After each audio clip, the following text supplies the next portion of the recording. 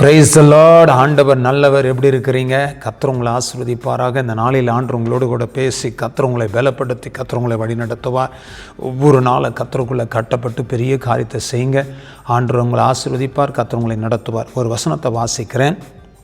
எரேமியாவின் புத்தகம் 17ஆம் அதிகாரம் 7ஆம் வசனம். கர்த்தர் மேல் நம்பிக்கை வைத்து கர்த்தரை தன் நம்பிக்கையாக கொண்டிருக்கிற மனுஷன் பாக்கியவான்.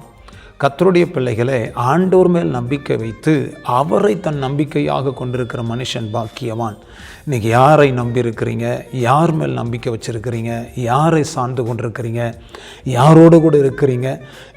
இது ரொம்ப முக்கியங்க. டாக்டரை நம்புகிறீங்களா? மாத்திரை நம்புகிறீங்களா? மெடிசனை நம்புகிறீங்களா?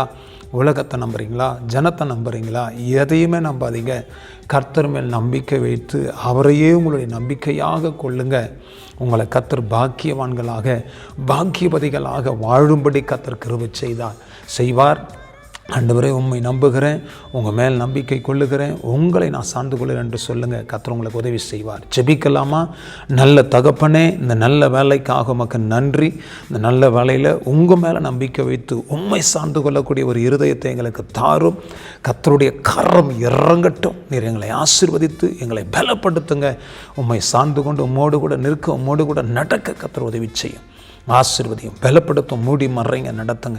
இயேசு கிறிஸ்துவின் நாமத்தினால் ஆசீர்வதித்து ஜெபிக்கிறோம் நல்ல பிதாவே. ஆமென், ஆமென், ஆமென். God bless you. கர்த்தரை நம்புங்க. கர்த்தர் பெரிய காரியத்தை செய்வார். ஆமென்.